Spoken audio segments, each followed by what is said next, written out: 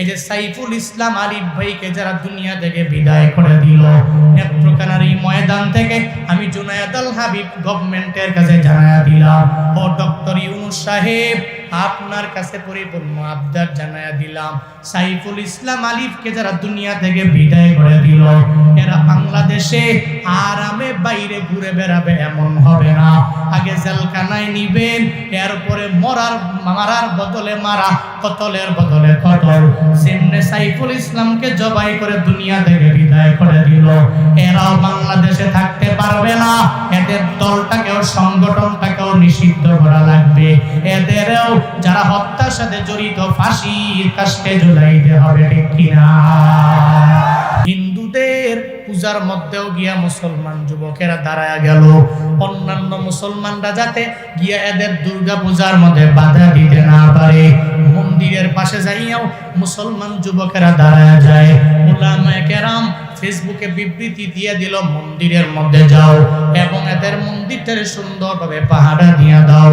আমগো এলাকায় হিন্দুরা আছে, মন্দির আছে, একদিন এদের সাথে খারাপ আচরণ করা হয় না, এদের সাথে খারাপ ব্যবহার করা হয় না, বরং এদের মন্দিরটারে পাহারা দেওয়ার জন্য আমরা মাদ্রাসা থেকে তুলাবা ইলমের দিনদেরকে আমরা পাঠিয়ে দিলাম, ও তুলাবারা ওই মন্দিরটাকে পাহারা দেওয়ার জন্য তোমরা যাও।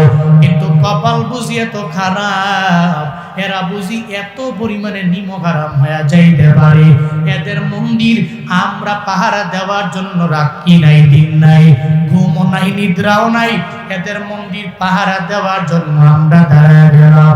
এরা আমগো মসজিদ পাহারা দিবে দূরের কথা, আজকে চট্টগ্রামে আমার মসজিদের মধ্যে এরা আঘাত দিয়া দেয়। মনে রাখবারে বান্দা, জীবনে কোনোদিন হিন্দু, খ্রিস্টান, বৌদ্ধ আমার মুসলমানের বন্ধু হতে পারে না। এরা সর্বাবস্থায় চায় মুসলমানরা ধ্বংস হয়ে যাক, ঠিক কিনা? জীবনেও কোনোদিন বন্ধু হতে পারে না। এই জন্যই আল্লাহ জানায়া দিলেন, লা ইয়াত্তাকিদিল মুমিনিনাল কাফিরিনা আউলিয়া মিন দুনিল্লাহ। আল্লাহ পাক জানায়া দিলেন, হে মুমিন, তোমার কাফের তোমার বন্ধু হতে পারে না, তোমার বন্ধু হবে আমার আল্লাহ। ওই আল্লাহর চলার পথে তুমি বন্ধু বানায়া নাও। এমন কাউরে বন্ধু বানাবা না যেই বন্ধু চায় না তুমি উন্নত হও, যেই বন্ধু চায় না তোমার ধর্মটা সব জায়গায় সমাদৃত হয়ে যাক। এরা পশ্চিমকালেও আমগো বন্ধু হতে পারে না, এর উপরও এদের সাথে কোনো অন্যায় আচরণ করব না, এদেরকে জুলুম করব না, এদেরকে জীবনেও কোনোদিন নির্যাতন আমরা করব না। তবে আমার ভাইকে, এই যে সাইফুল ইসলাম আলিফ ভাইকে যারা দুনিয়া থেকে বিদায় করে দিল, নেত্রকোনার এই ময়দান থেকে আমি জুনায়েদ আল হাবিব গভর্নমেন্টের কাছে জানায়া দিলাম, ও ডক্টর ইউনূস সাহেব আপনার কাছে পরিপূর্ণ আবদার জানায়া দিলাম, সাইফুল ইসলাম আলিফকে যারা দুনিয়া থেকে বিদায় করে দিল এরা বাংলাদেশে আরামে বাইরে ঘুরে বেড়াবে এমন হবে না। আগে জেলখানায় নিবেন, এরপরে মারার বদলে মারা, কতলের বদলে কতল। সেমনে সাইফুল ইসলামকে জবাই করে দুনিয়া থেকে বিদায় করে দিল, এরাও বাংলাদেশে থাকতে পারবে না। এদের দলটাকেও সংগঠনটাকেও নিষিদ্ধ করা লাগবে। এদেরও যারা হত্যার সাথে জড়িত ফাঁসির কাস্টে ঝুলাইতে হবে, ঠিক কিনা? মনে রাখিও, এ দেশটা মুসলমানের দেশ, হিন্দুর দেশ না। কার দেশ? আমগো দেশ। তোমরা থাকো, কোনো অসুবিধা নাই, মন্দির পাহারা আমরা দিব, ঠিক কিনা?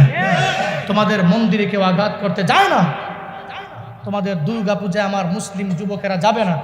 প্রতি বছর যাইতো, এবার স্বৈরাচার বিদায় হওয়ার পরে এদের দুর্গা পূজা গেল না, কয়েক মাস, এই যে 1-1.5 মাস আগে ওই দুর্গা পূজার ভিতরে উলামায়ে কেরাম বলছে মাদ্রাসার তোলাবারা যাবে, এরা পাহারা দিবে যাতে করে অন্যান্য এলাকার কোনো যুবক দেয়া ওই দুর্গা পূজার মধ্যে কোনো বাধা দিতে না পারে, কোনো অন্যায়, কোনো অবিচার, কোনো জুলুম, কোনো নির্যাতন করতে না পারে। আমাদের সাথে থাকো, আমরা এভাবেই রাখবো। সাবধান, মুসলমানদের সাথে গাদ্দারি করতে আইসো না। মনে রাখো, এটা ভারত না বাংলাদেশ। চিল্লা কও, ঠিক কিনা? 95% মুসলমান,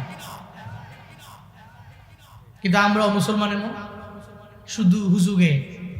আহা, কেমন মুসলমান, কেমন মুসলমান। আল্লাহ আমাদেরকে খাঁটি মুসলমান হওয়ার তৌফিক দান করেন। আমিন। আরো জোরে পড়ে না আমিন। আর একটু আওয়াজ করে পড়ে না আমিন। তুমি নবীর উম্মত দাবি করো, সুন্নাহ মানো না, নবীর অপমানে তোমার হৃদয় কাঁদে না।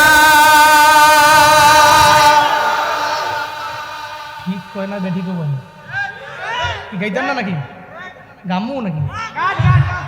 তুমি নবীর উম্মত দাবি করো, সুন্নাহ মানো না, নবীর অপমানে তোমার হৃদয় কাঁদে না। তুমি বিজাতীয় সংস্কৃতিতে সপেছো পরাণ, তুমি কেমন মুসলমান, তুমি কেমন মুসলমান, কেমন মুসলমান, তুমি কেমন মুসলমান, কেমন মুসলমান, তুমি কেমন মুসলমান। তুমি সুদের টাকায় প্রাসাদ গড়ো, ঘুষ চারো না, দিন দুঃখী না খেয়ে মরে খবর রাখো না। তুমি ঘুষ খেয়ে বিচার করো সাজিয়া প্রধান, তুমি কেমন মুসলমান, তুমি কেমন মুসলমান, কেমন মুসলমান, তুমি কেমন মুসলমান। নামাজের সাথে নাই পরিচয়, মানো না কোরআন, নামাজের সাথে নাই পরিচয়, মানো না কোরআন। তুমি কেমন মুসলমান, তুমি কেমন মুসলমান, কেমন মুসলমান, তুমি কেমন মুসলমান। তুমি রমজান এলে রাখো না রোজা, দিনকে করো আঘাত, পয়সা করি নেই তো অভাব, দাও না তো যাকাত। তুমি ইমানদারির বড়াই করো, নেই তোমার ইমান, ইমানদারির বড়াই করো, নেই তোমার ইমান। তুমি কেমন মুসলমান, তুমি কেমন মুসলমান, বলো না কেমন মুসলমান, তুমি কেমন মুসলমান, কেমন মুসলমান, তুমি কেমন মুসলমান। নামাজের সাথে নাই পরিচয়, মানো না কোরআন, নামাজের সাথে নাই পরিচয়, মানো না কোরআন। তুমি কেমন মুসলমান, তুমি কেমন মুসলমান, কেমন মুসলমান, তুমি কেমন মুসলমান। ঠিক কি না? মুসলমান রমজানের রোজাও রাখো নাই, নামাজও পড়ো না, কোরআনও মানো না, মুসলমান তো পরিচয় দিই ঠিকই। আমরা নবীজি বলছেন একটা সময় আমার উম্মতের এমন একটা হালত হবে, এদেরকে কুফফারেরা মুশরিকেরা খড় কুটুর মতো মনে করবে। খেয়ার আছে না? এই খেয়ার আছে না? খেয়ার খেয়ার শুকায় না? কি কয় আপনাকে এলাকায়? খেরোই কয় না? আমরা তো কুমিল্লায় খেরোই কয়, তো নেত্রকোণে খেরোই কয়। তাহলে আমরা খের খের নাড়া খড়কুটা। নবীজি বলছেন এই খড়কুটার মতো তোমাদের মনে করবে, উম্মতদেরকে মনে করবে আমার। কেন? এক নম্বরে দুনিয়ার মোহ ঢুকে যাবে ভিতরে বেশি, মানে দুনিয়ার পরে যে আখেরাত বারজাক এগুলো ভুলে যাবে, দুনিয়ার প্রায়োরিটি দিকে যায় আখেরাতের চিন্তাটাই ভুলে যাবে। অমন একটা হালাতে আমার উম্মতদেরকে গোটা পৃথিবীর সমস্ত কুফফারেরা খড়কুটোর মতো মনে করবে। এখন তো তাই হচ্ছে। ডোনাল্ড ট্রাম্প সাহেব উনিও তো আমগরি খড়কুটার মতোই মনে করে, ঠিক কিনা? জো বাইডেন ছিল ট্রাম্পের আগে, ওই জো বাইডেনও আমাদেরকে খড়কুটার মতোই মনে করত। মুসলমান যতদিন পর্যন্ত রবের ভয় নিয়ে অগ্রগামী হতে না পারবে ততদিন পর্যন্ত লাঞ্ছিত অপমানিত হওয়া লাগবে। কিন্তু আজকে থেকে নিয়ত করেন আপনারা যে এক নম্বরে দুনিয়ার মোহবাদ দিব, দুই নম্বরে রবকে ভয় করে চলবো। এই দুইটা পুঁজি নিয়ে দুনিয়ার মোহবাদ, আল্লাহকে ভয় করে অগ্রগামী হব। পারবো তো ইনশাআল্লাহ। আল্লাহ আমাদের সবাইকে সে তৌফিক দান করেন, সকলেই বলি আমিন। আপনারা কি রাগ করতেছেন নাকি? আপনারা কষ্ট পাচ্ছেন নাকি? জিকির করেন লা ইলাহা ইল্লাল্লাহ, সবাই লা ইলাহা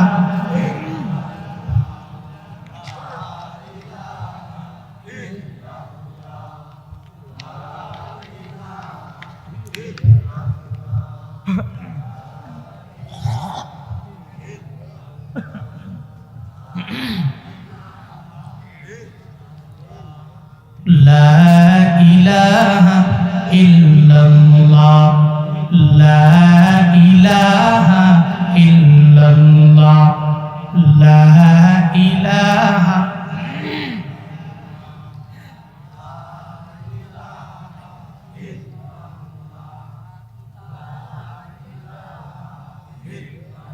আমার ধর্মের মতো শান্তির ধর্ম দুনিয়ার মধ্যে কোথাও খুঁজে পাওয়া যাবে না রে বাবা।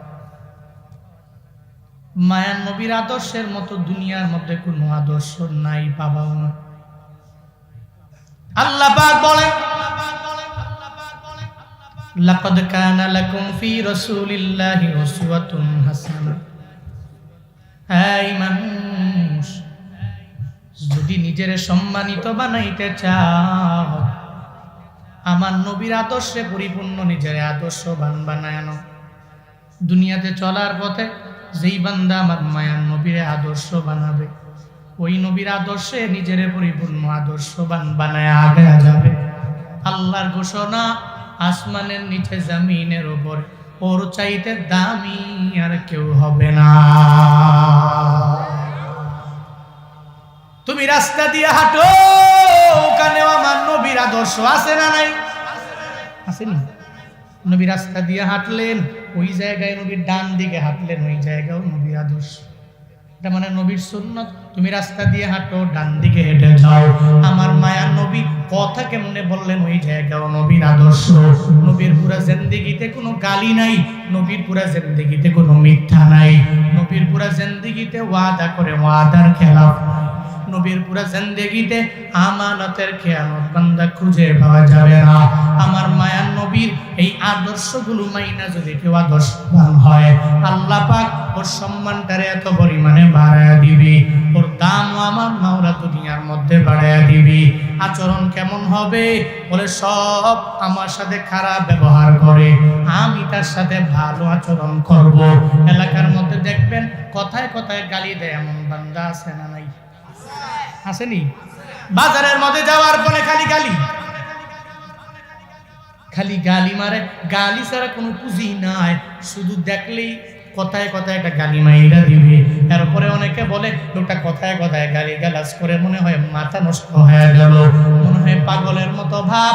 কিন্তু বান্দারে, কোনো বান্দা যদি আমার নবীরে আদর্শ বানায়, জীবনে কোনোদিন কোনো ইহুদিরেও মায়ের নাম তৈলা গালি দিতে পারে না, কোনো কুফফারের তার বাবার নাম তৈলা গালি দিতে পারে না, কারণ আমার নবীর আদর্শের মধ্যে গালি নাই রে বাবা।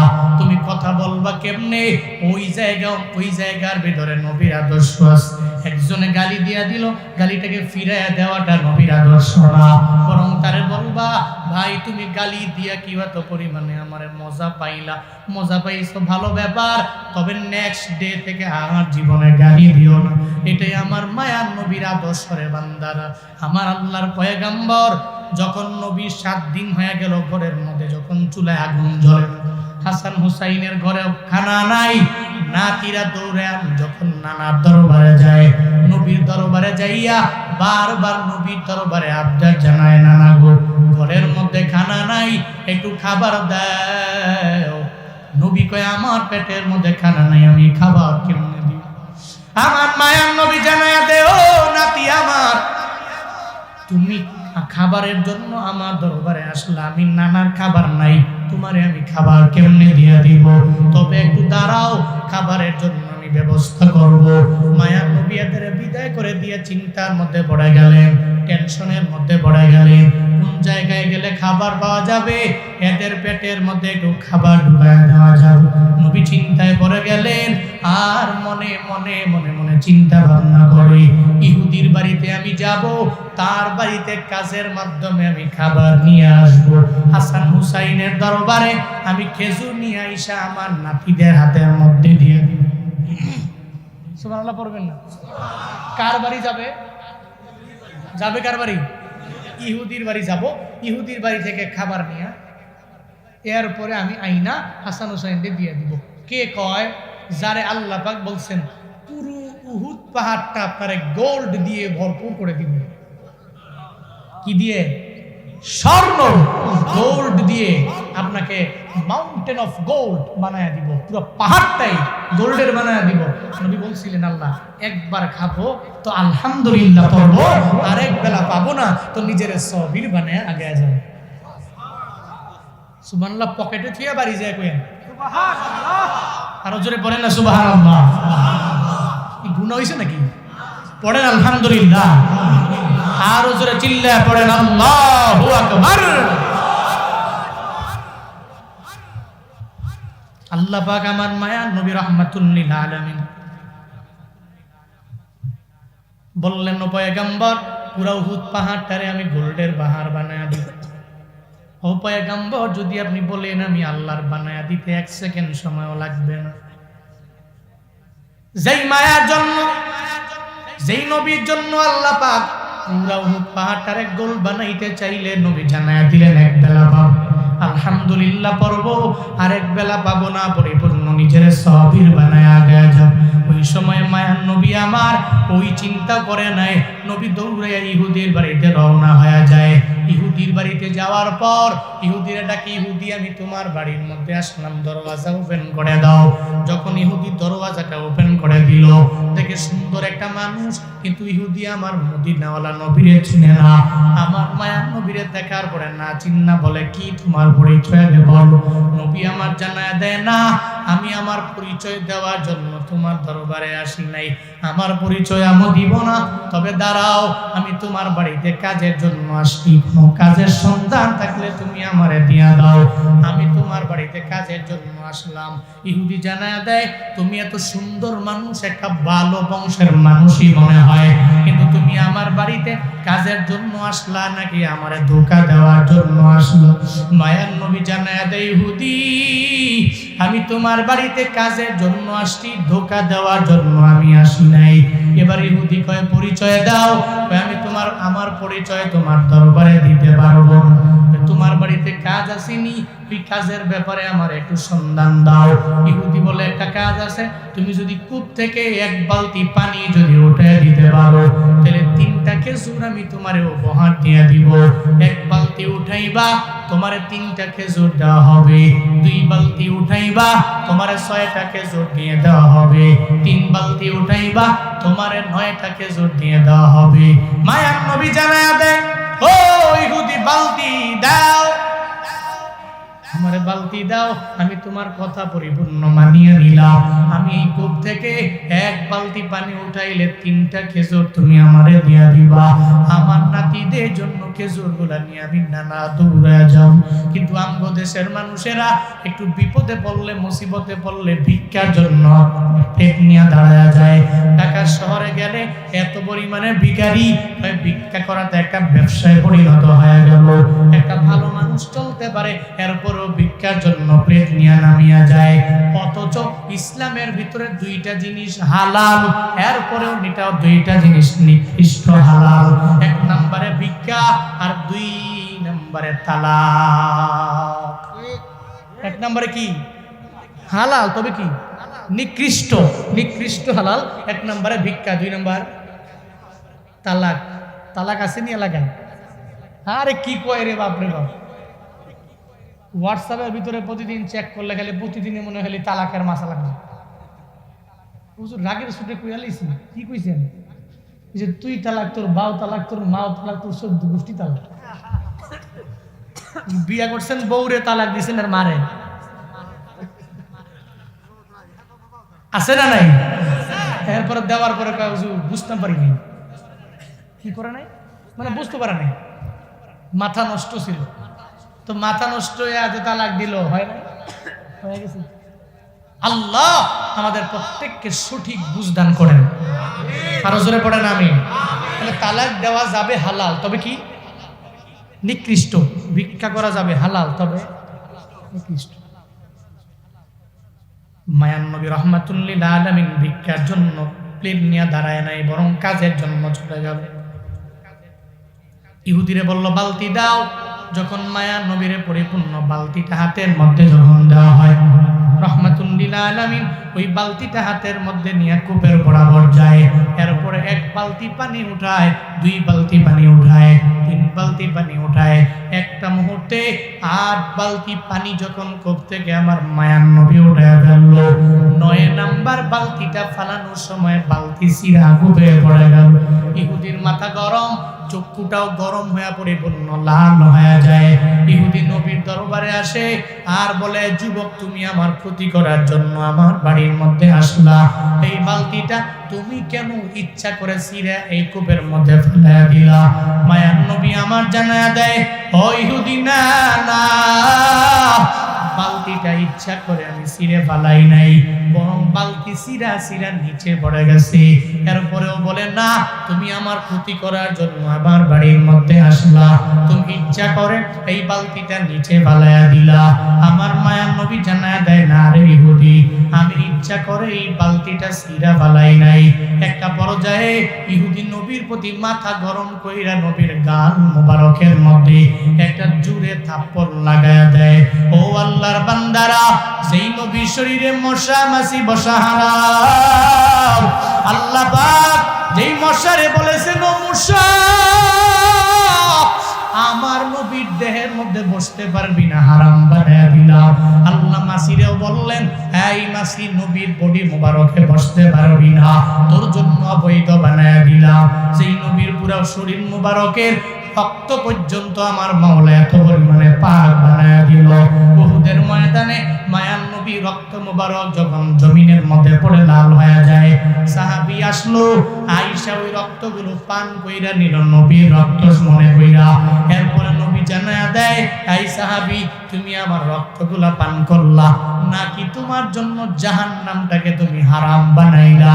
আমি নবী রক্ত মোবারক তোমার বডির মধ্যে যাইতে দেরি, জাহান্নাম তোমার জন্য হয়ে গেছে হারাম। ওই মায়ার নবীর শরীরে মশা মাছি বসা হারাম। ইহুদি ওই নবীর গাল মুবারকের মধ্যে জোরে একটা থাপ্পড় লাগায়া দেয়। নবী থাপ্পড় খাওয়ার পরে ইহুদিরে জানায়া দেয়, রে ইহুদি, 7 দিন হয়ে গেছে পেটের মধ্যে আমার খাবার নাই, আমার গালের গোশতগুলা শুকিয়ে গেছে রে, এখন হাড্ডিগুলো বেসে গেছে, জুড়ে তুমি থাপ্পড় দেওয়ার পরে তোমার হাতে ব্যথা পাইছুনি, আমারে জানা। ইহুদি চিন্তা করে, এটা কেমন মানুষ, আমি তার গালের মধ্যে থাপ্পড় লাগাইলাম, সে প্রতিশোধ নেওয়ার জন্য পাগল হয়ে যাইতে পারত, প্রতিশোধ নেয় নাই, বরং আমারে জানায়া দিল হাতের মধ্যে আমি ব্যথা পাইলাম কিনা। ইহুদি মনে মনে ভাবে, লোকটারে মনে হয় থাপ্পড় দিয়ে আমি ভুল করে ফেললাম। এরপরে মায়া নবী জানায়া দেয়, ইহুদি, আর আমি দেরি করব না, 3 আটা 24টা খেজুর তুমি আমার হাতের মধ্যে দাও, আমি এগুলা নিয়ে আমার নাতিদের দরবারে চলে যাব। ও ইহুদি, দেরি কইরো না, আমার হাসান হুসাইন কান্দি, আমি নানা দরবারে সাবধান জানাইলো, দেরি কইরো না, 24টা খেজুর তুমি আমার হাতের মধ্যে দাও, আমি এগুলা নিয়ে চলে যাব আমার বাড়ি। নবীরে 24 খেজুর দেওয়া হলো। নবী যখন সঙ্গে সঙ্গে রওনা হয়ে যায়, পথিমধ্যে যাওয়ার পরে আল্লাহ পাক তো জানে, আমার মাওলা তো দেখলো রে, ইহুদি আমার নবীর গান মোবারকের মধ্যে থাপ্পড় লাগায়া দেয়। আল্লাহ কয়, জিবরাইল, আমার নবীর দরবারে যাও না, ওই নবীর দরবারে গিয়া জানায়া দেও নবীর কোন জায়গায় রওনা হয়ে গেল, আমার নবীরে গিয়া বইলা দাও, ইহুদির বালতি যদি উঠে না দেন, নবী যাতে এক কদম আর পা না বাড়ায়। জিবরাইল নবীর দরবারে আসলেন, আসসালাতু ওয়াসসালামু আলাইকা ইয়া রাসূলুল্লাহ, ও নবী গো, আমি জিবরাইলের পক্ষ থেকে আপনার দরবারে সালাম, আল্লাহ পাঠাইছেন, কই যান বলে 24টা খেজুর নিয়ে আমি রওনা হয়ে গেলাম, আমার নাতিদের পেটের মধ্যে খাবার দেওয়ার জন্য আমি যাই। ইহুদির বাড়ি থেকে 24 খেজুর নিয়ে আমি রওনা করলাম। জিবরাইল ডেকে বলে, নবী গো, ওই ইহুদির বালতি উঠে দিয়ে আসছেন কিনা? বলে, না, কোনো যন্ত্র আমার হাতে নাই, এই কারণে আমি ওই বালতিটা উঠাইতে পারলাম না।